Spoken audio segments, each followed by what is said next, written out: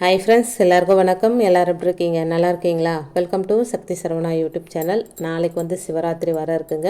நம்ம எல்லாருமே ரொம்ப ஆவலோடு காத்துட்ருக்கிற ஒரு சிவராத்திரி, 300 வருஷங்களுக்கு பிறகு வருகிற அபூர்வ சிவராத்திரிங்க நாளைக்கு. இந்த சிவராத்திரி அன்னைக்கு வீட்டில் நம்ம ஏற்ற வேண்டிய வில்வ இலை தீபத்தை பற்றி நம்ம பார்க்கலாம் வாங்க. வருஷத்துக்கு ஒரு முறை வரும் இந்த மகா சிவராத்திரி தினத்தில் சிவபெருமானை மனசார நினைத்து வழிபாடு செய்பவர்களுக்கு செய்த பாவங்கள் தீரும் அப்படின்றது நம்பிக்கைங்க. அதுவும் இது 300 வருடங்களுக்கு பிறகு வரும் ஒரு அபூர்வ சிவராத்திரி பிரதோஷத்தோடு சேர்ந்து வருதுங்க.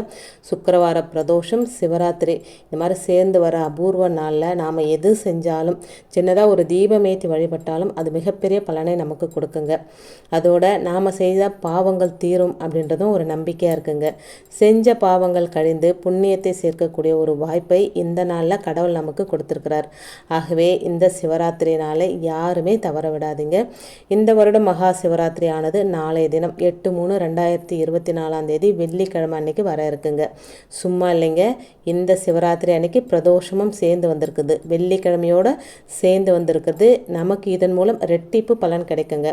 கட்டாயமாக கோவிலுக்கு போயிட்டு எல்லாரும் சிவபெருமானை வழிபாடு செய்யுங்க. அதை தவிர்த்து உங்களுடைய வீட்டில் இந்த ஒரு விளக்கையும் ஏற்றி வைங்க. அந்த சிவபெருமானின் பரிபூரண ஆசீர்வாதம் உங்களுக்கு கிடைக்கும். சிவபக்தர்கள் யாருமே இந்த வழிபாட்டை தவற விடாதீங்க.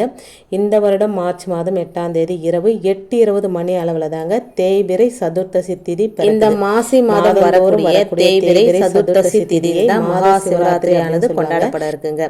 அந்த வகையில் இந்த மார்ச் மாதம் 8ஆம் தேதி வெள்ளிக்கிழமை ராத்திரி 8:20 மணிக்கு தாங்க தேய்பிறை சதுர்த்தசி திதி பிறக்குது. மகா சிவராத்திரி வழிபாட்டை இந்த நேரத்தில் தாங்க நாம் தொடங்கணும்.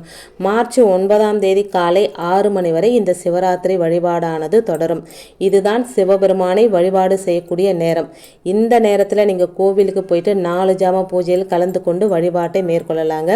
இது தவிர உங்களுடைய வீட்டிலேயே மேலே குறிப்பிட்டப்பட்டுள்ள சிவராத்திரி நேரத்தில் விளக்கு போட்டும் சிவபெருமானை வழிபாடு செய்யலாம்.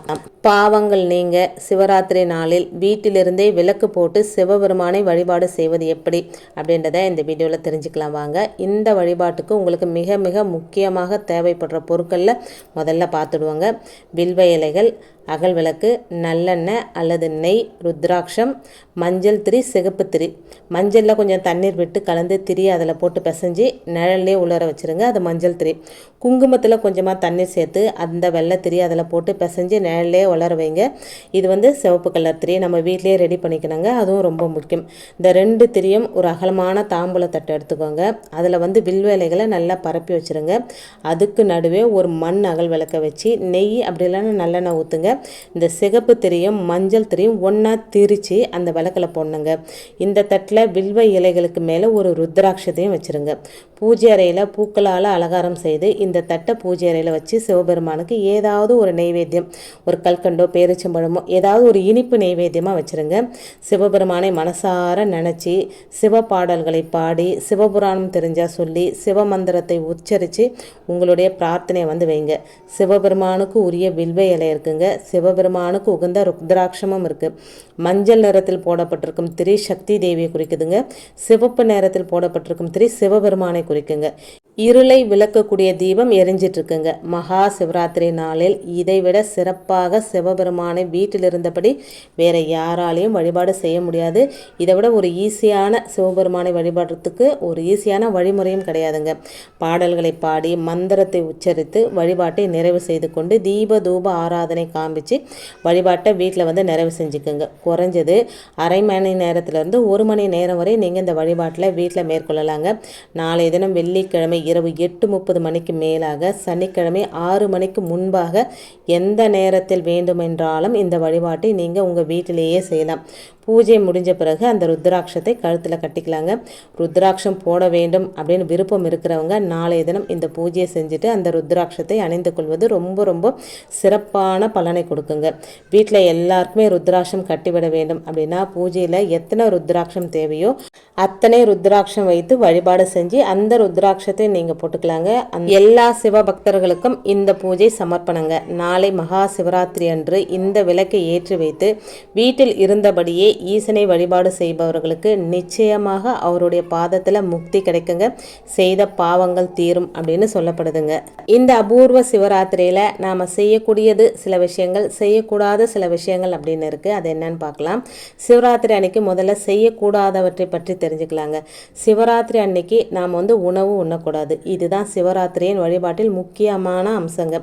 ஆரோக்கிய பிரச்சனை இருக்கிறவங்க எளிமையான உணவு எடுத்துக்கோங்க. அதே போல் கர்ப்பிணி பெண்கள் கண்டிப்பாக உபவாசம் இருக்கக்கூடாதுங்க. அதை பார்த்துக்கோங்க. அடுத்ததாக சிவராத்திரி அன்னைக்கு தூங்கக்கூடாது.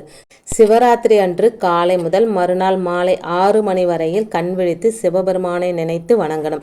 அப்படி கண் விழிக்கும் வேளையில் பொழுதுபோக்கில் நேரத்தை செலவழித்து கண் விழிக்கக்கூடாதுங்க. இறை சிந்தனையுடன் கண் விழித்திருப்பது முழுமையான விரத பலனை தரும்.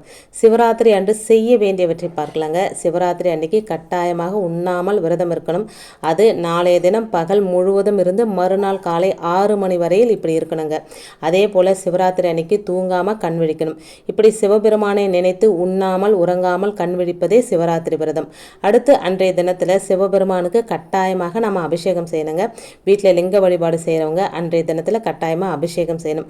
ருத்ராட்சம் வச்சுருந்தாலும் அதற்கும் அபிஷேகம் செய்யலாங்க. ஒருவேளை வீட்டில் எதுவும் இல்லை அப்படின்னா ஆலயத்தில் அபிஷேகத்துக்கு ஏதாவது ஒரு பொருளை கட்டாயமாக வாங்கி கொடுங்க. அடுத்து நாளைய தினத்தில் உங்கள் கையால் ஒரே ஒரு வில்வ இலையாவது சிவபெருமான் மீது படும்படி பார்த்துக்கோங்க. இதுதான் ரொம்ப ரொம்ப முக்கியம். வீட்டில் சிவபெருமான் படம் வச்சு வணங்குறவங்க கூட படத்துக்கு வைக்கலாங்க. அல்லது கோயிலில் சிவபெருமானுக்கு வில்வத்தை சேர்த்து அர்ச்சனை செய்யுங்க. அதே போல் இந்த விரதம் இருக்கிறவங்க லிங்கோத்பவ காலம் அப்படின்னு சொல்லப்படுகிற ராத்திரி 11:45 12:15 வரையிலான இந்த அரை மணி நேரத்தில் முழுக்க இறை சிந்தனையுடனும் இறை நாமத்தை ஜெபித்து கொண்டே இருக்க வேண்டும். அடிமுடி இல்லாதவர் சிவபெருமான் என்று அவர் நிரூபித்த இந்த காலம்தான் மிகவும் முக்கியமானதுங்க. இந்த நேர வழிபாடு மிக நல்ல அற்புதமான பலன்களை நமக்கு தரும். ஒருவேளை எங்களால் விரதம் இருக்க முடியாது, உறங்காமல் கண் விழிக்கவும் முடியாது அப்படின்னு நினைக்கிறவங்க கூட இந்த லிங்கோத்பவர் காலத்தில் மட்டுமாவது சிவபெருமானை நினைத்து மனமாற உருகி வேண்டி பிரார்த்தனை செய்து கொண்டு அதுக்கு பிறகாவது நீங்கள் தூங்க போங்க. அதே போல் அன்றைய தினத்தில் ஒரே ஒரு வில்வ இலையாவது வச்சு சிவபெருமானுக்கு அர்ச்சனை செய்திடுங்க. இது பல கோடி புண்ணியங்களை உங்களுக்கு தேடித்தரும். இந்த மகா சிவராத்திரி நாளில் சிவபெருமானை மனதார நினைத்து வணங்கி அவருடைய திருவருளால் நல்லதொரு வாழ்க்கையை வாழ எல்லாம் வல்ல இறைவனை வேண்டி வணங்கி கேட்டுக்கொள்வோம். இன்றைக்கி வீடியோவில் நான் சொன்ன விஷயங்கள் உங்களுக்கு பிடிச்சிருந்தது அப்படின்னா ப்ளீஸ் சேனலுக்கு சப்ஸ்கிரைப் பண்ணி சப்போர்ட் பண்ணுங்கள். இந்த வீடியோவை உங்கள் ஃப்ரெண்ட்ஸ் அண்ட் ஃபேமிலிக்கும் ஷேர் பண்ணி விடுங்க. இன்னொரு எளிமையான ஆன்மீக தகவலோடு உங்களை சந்திக்கிறேன். அது வரைக்கும் நன்றியும் வணக்கமும். Take care and bye friends. ஓம் நம சிவாய. சிவாய நம.